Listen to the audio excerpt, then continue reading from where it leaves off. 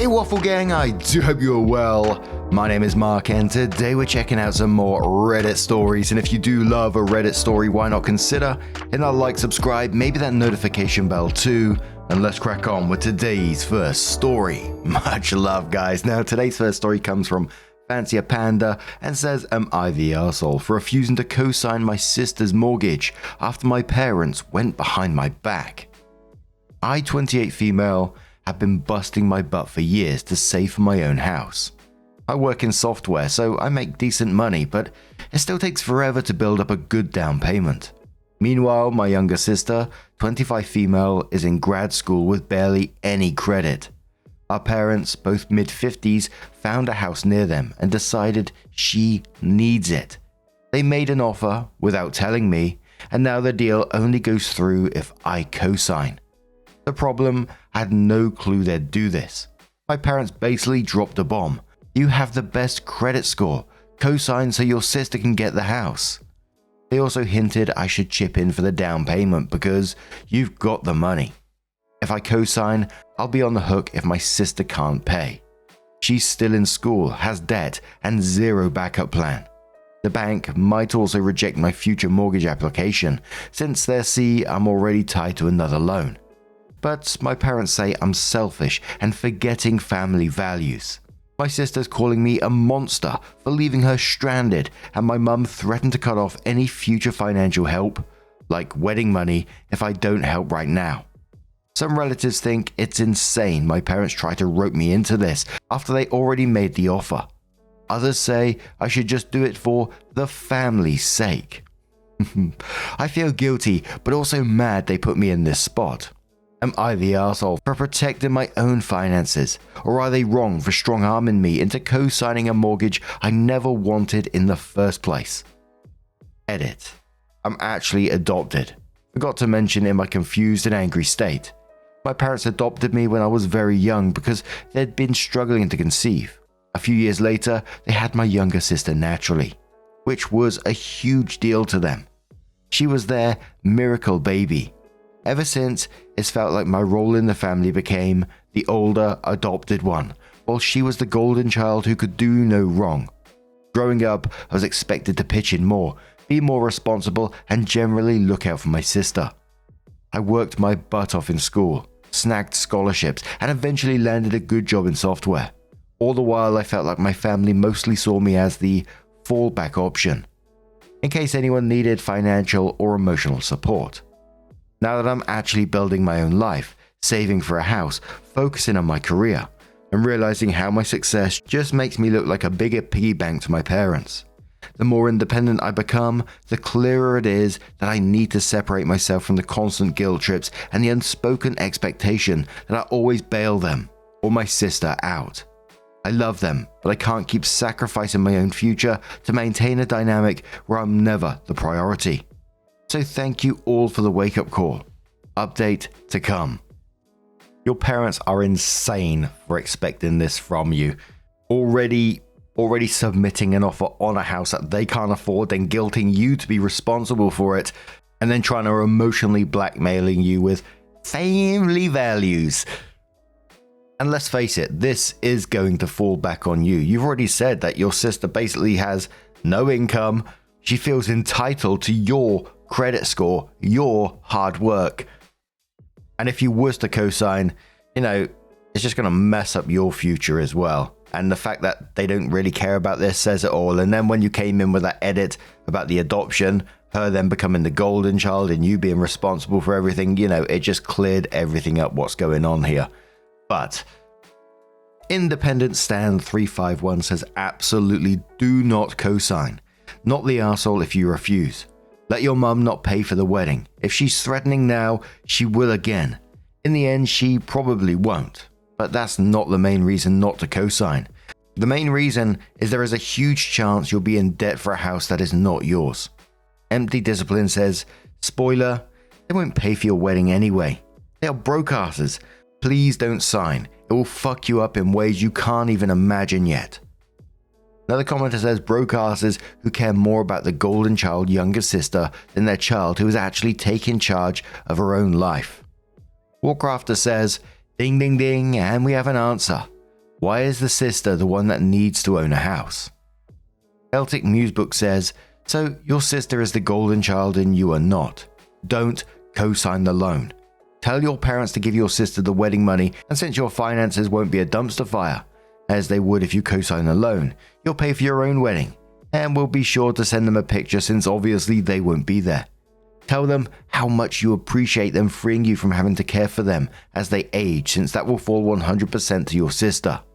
Not the arsehole, but your family is really toxic. Absolutely. So OP came in with an update to tell us what they're going to do. They said, okay, so here's where I'm at. I'm absolutely not signing my sister's mortgage, and I'm definitely not pitching in for any down payment.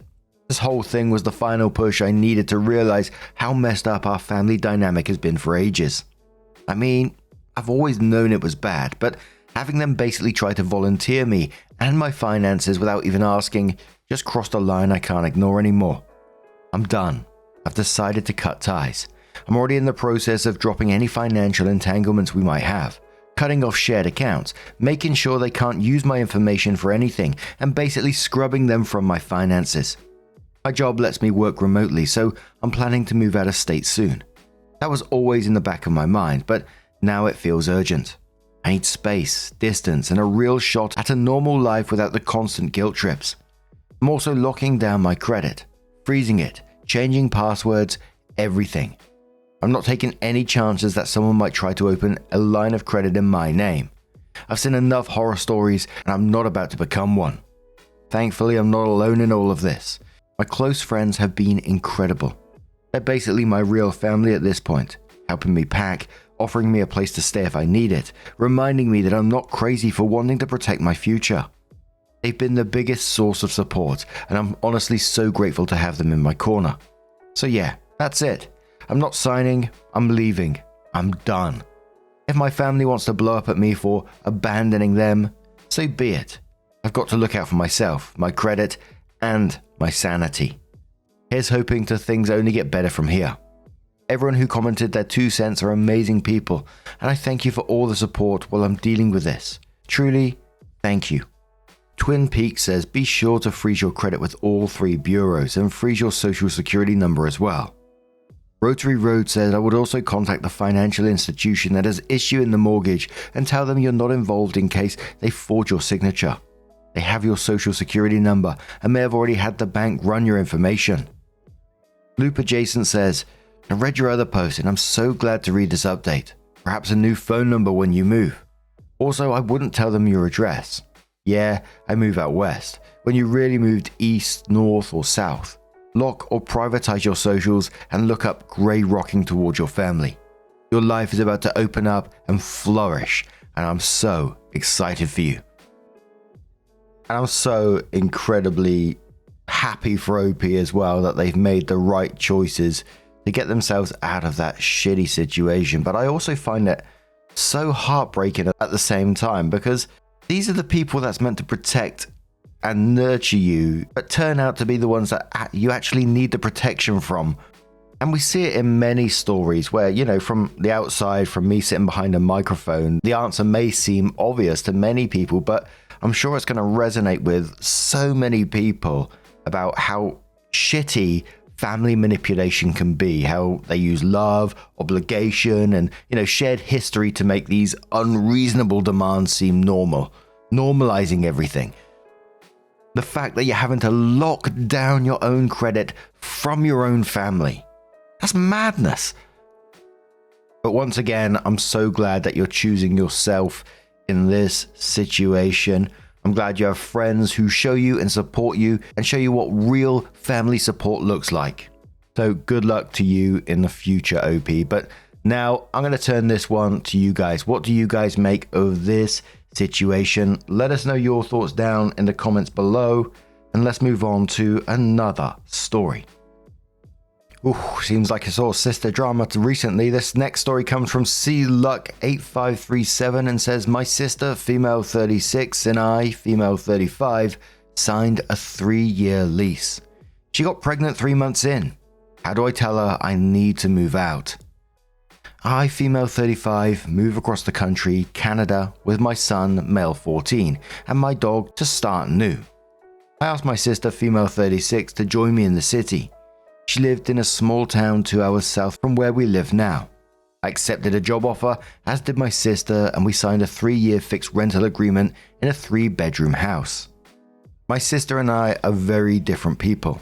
We have a complicated but supportive relationship. We have a lot of love and respect for one another. We also have some on/off codependency issues from our childhood. Things were going well for the first few months. We were transitioning into this dynamic and it wasn't always easy, but we found systems and ways to make it work. Everything changed 3 months ago. My sister met a man and conceived on her first date. The baby is due in April. It's a welcome surprise. My sister is experiencing a difficult start to her pregnancy. Insomnia, stress, thyroid issues. We've not been getting along. My son and I can do nothing right. It's the little things compounded. My sister is also quite entitled, openly expresses and reinforces this attribute with humor. In a pregnancy, it's been worse. There's little to no consideration. For example, she's struggling with a sound in the house. She leaves the door open for her cat and refuses to wear earplugs. Instead, she demands for my son and I to vacate the living room and kitchen at 8 p.m. because she can hear us. I don't get home until 7 p.m. and need to make dinner. Another example is that I've been giving her upwards of $600 a month in groceries.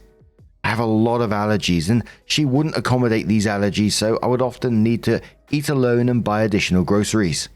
It hurt me to learn that she had her groceries supplemented by the father of her unborn child, meaning that she's been asking for money for groceries that were already paid for. My salary is less than my sister's, and I have a dependent. She decided that the child's father, male 36, would move into this house with his dog and his cat and sleep in the foyer at the top of the stairs without consulting myself or my son. This area of the house is not closed in. It's positioned above the living room/kitchen, an area that my sister has already deemed inaccessible between 8 p.m. and 6 a.m., and also between 5 p.m. and 7 p.m. My son and I are starting to get forced into our bedrooms off the entry hallway. They split up 2 weeks ago, and he's still moving in. He's a bit of a dirty guy, and my sister is type A. To put things into perspective, she has cleaned out his house and has 2 storage units in the last 3 months. He's not much of a cook or cleaner. She said that I'm lucky because I get to benefit financially from this. I pay less in rent and I don't even deserve it. Those were her actual words. I actually like the guy. I don't like the way my sister treats him, but he's a nice guy. I moved for a lot of reasons. My son was experiencing anxiety and self-esteem issues around his father. Never married, separated after birth of our son, in and out of the picture, whom had drained our collective savings account for the kids' education because of addiction. I wasn't able to secure a suitable salary with my education to get ahead. To be fully honest here, my sister and I had a hard upbringing. The only reason I stayed in our hometown was so that my son had access to his father. And well, a time came where his father's absence would be more beneficial than his presence. I moved so that we could start a new life and have peace. We're not experiencing peace. I confronted my sister about the use of communal spaces and that she would have to find solutions to limit the way sound affected her. I confronted my sister about shared bills and have asked her to post the bills on the fridge and that we would no longer be splitting most groceries. I confronted my sister that I'm not entirely comfortable with someone moving in here. It's not within the rights of our lease and we would need to communicate with the landlord and ask to break the lease. My sister's response to everything has been emotional, reluctant and avoidant. She simply cries, yells and walks away. She claims that I'm abandoning her. I feel exhausted, exploited and manipulated. It's affected my work, my personal life and my ability to enjoy life. My son is experiencing some anxiety too. He has sports and extracurricular most days after school, and I am adamant to discuss adult things without my son there. However, he has witnessed some arguments and knows that we're not getting along. I want to leave this situation. I know I have to. I feel like I am abandoning her. Not just because she tells me so, but because everything is crazy and I want to leave. I didn't sign up for this. I didn't agree to live with my sister, her estranged ex-boyfriend of 3 months, and his 2 pets. I didn't know where to start or how to do this. I know I need a couple of months to save up for first and last. Edit, remove some details to keep my privacy. Quiet Village asks the question, have the guy take over your lease and leave before the real madness starts. OP says, I think this is the best route. I'd originally pitched this idea and my sister had said he wouldn't move in. A month passed and she decided he would move in. I originally said that I would stick it out until June, marking 1 year on our lease, but I just can't stick it out that long. My work and mental state are suffering too much. Edit, in all fairness, I've been fickle agreeing to this agreement and disagreeing with the arrangement of the father to be moving in. It's difficult to think about my son or myself when I can clearly see my sister is in so much distress. Despite all the comments here about her being awful, she's still my sister and I love her. I will continue to support her, but on my terms. Her feeling abandoned is valid to her because that's how she feels and she's afraid. It's not as easy as walking away. I want our relationship to get better, not worse. Commenter says to OP, you're worried about your sister's mental health, but she is not showing any reciprocity. You need to take care of you and your son who has already been through a lot. Go forth to a new place and be happy, but do not pack any regret with you.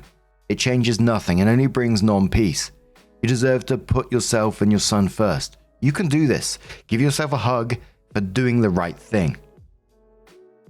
Unusual Potato says leave before a newborn arrives and her entitled ass expects you to get up at night and do a lot for her baby. Do not fall for her guilt tripping and abandoning bullshit. She's a 36-year-old woman who got knocked up on a one-night stand, so she needs to sort her own life out. She is inconsiderate, selfish, and has no respect for you and your son. She has also been taking advantage of you regarding grocery money, so you need to put you and your son first and get the hell out of there. She will try and extort money out of you for the baby, and do not fall for that. Remember, her baby has a present father, and yours doesn't. Plus, she makes more than you. Set hard boundaries and show that she can't walk all over you anymore. Hats and Topcoat says, you never agreed to live with someone who treats you like shit. She has zero respect or regard for your needs or your son's needs. She is choosing to ignore your feelings at every turn. As soon as you possibly can, give her 30 days notice that you and your son are leaving. In the meantime, do what's best for you and your son. Not necessarily what she has decided she wants you to do, such as changing your habits and staying out of common spaces. So OP came in with an update 2 months later and says, posting on Reddit was an absolute wake-up call. My sister found the post. Her and her ex totally berated me in a government building conference room after hours. When I was adamant about moving out, things got substantially worse. My sister decided he would not move in, and we would both move out. I notified the landlord to give him 60 days notice. I found a place for myself and my son. It's within my budget and absolutely perfect. With an exit in sight, things were starting to become more tolerable. Come mid-November, there was still the issue of shared assets, so I braced the difficult conversation with my sister via text to set a date and time to discuss things. Her actual reply was, "Suck my dick, I'm blocking you." I remember being shocked. This was actually out of character. My son and I got in late that night to find that the internet password had been changed with a message on the chalkboard that as soon as I dropped the topic of shared assets and prepay the upcoming electric bill, she would not reveal the Wi-Fi password. We live in an area without cell coverage, so I couldn't even message my sister to call her out. I'm not proud, but I went to the garage and unplugged the router and locked it in my truck. When she came to me, she was furious. I can hardly remember what she said now. What I can say is that she was very cruel and near violent. In that verbal vomit she said, "You have no idea what I've been through." I miscarried. At that point, I asked her to give me a few minutes to process. I left shortly after with my son and my dog, leaving the router on the porch. I'm embarrassed to say that I offered to stay the night and keep her company. I realize now that in order to support someone, we have to ask ourselves if this is safe, if we have the capacity to offer support, and if this person has the capacity to accept support.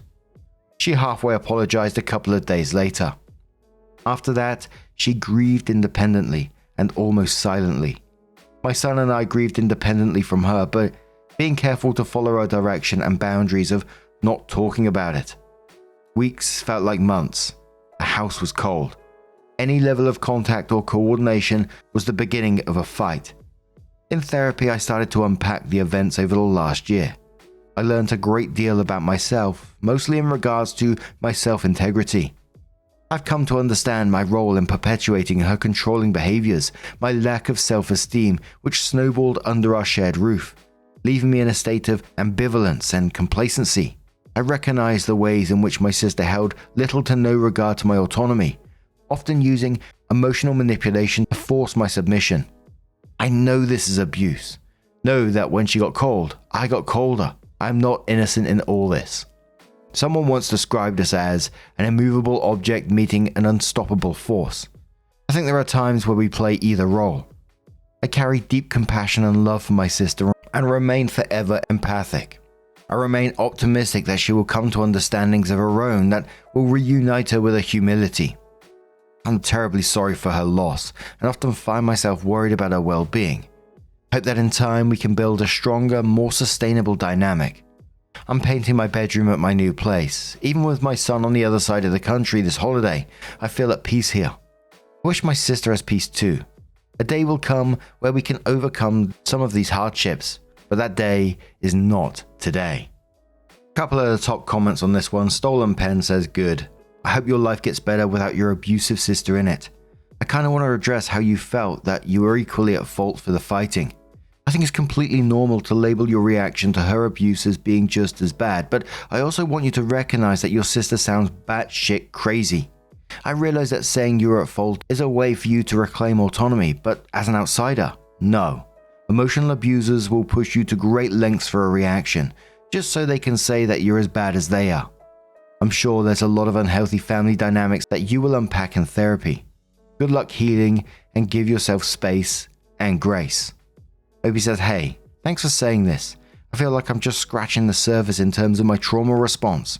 I'm not fully accepting the abuse that took place, but I am working towards it because my sister and I had a very difficult upbringing. We have been very much entangled. She is the only family I have, so it very much feels like a loss. I do agree with you that my sister was the abuser and I was simply reacting. This I know to be true. I'm just not sure of my reactions at this time. Anyway, thanks for saying this. And now I'm going to turn this one straight to you guys. What do you guys make of this situation? Let us know your thoughts down in the comments below. Now, just a huge thank you for being here today, getting involved in the stories, your love, your support, your time. It always means the absolute world to me. So thank you so much for being involved. And hopefully I'll see you in the next one. Take care and much love.